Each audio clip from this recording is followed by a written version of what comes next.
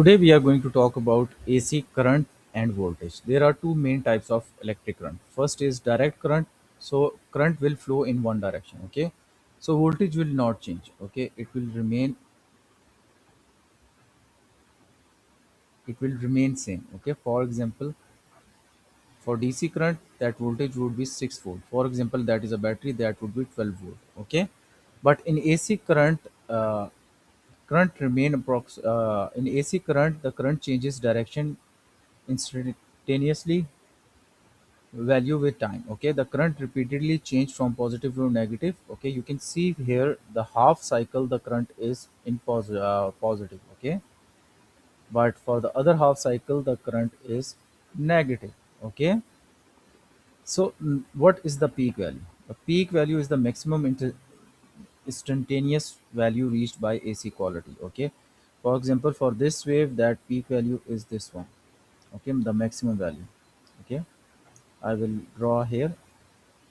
So peak value would be this value. Okay, this is called peak value, the maximum value. Okay, how we have a peak value for current and we have the peak value for voltage.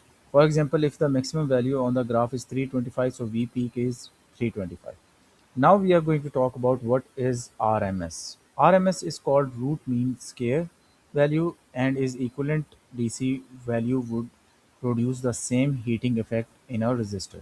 For a sinusoidal AC supply, Vrms is equal to V peak under root of divided by under root of 2, and current that is same Irms is equal to I peak divided by under root of 2.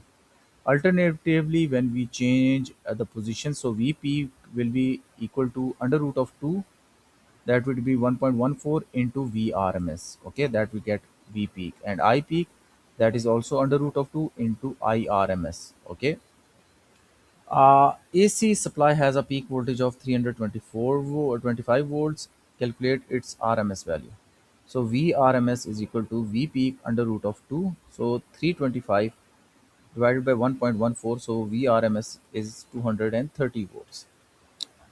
Okay, and we can again multiply it with the under root of 2. We get 325. Okay, peak current. The AC current has a RMS value of 5 amperes. Okay, root mean scale value. Okay, so we have to find the peak value, so we will simply under root of 2, that is 1.14 into 5, that is a current, so that peak value of this current is 7.07. Frequency of AC. Frequency tells us how many complete cycles occur per second. It is calculated in hertz. 50 hertz mean that 50 complete cycles per second. Okay, now period. Period is the time taken for the one complete cycle. The relationship is F is equal to 1 over T. So we will just interchange that. So T is equal to 1 over F, where F is the frequency in hertz and P is the period in seconds. For example, finding frequency. The AC wave has a period of 0.02 seconds. Calculate its frequency. So frequency is equal to simply 1 over T. So F is equal to 1 over 0.02. That would be 50.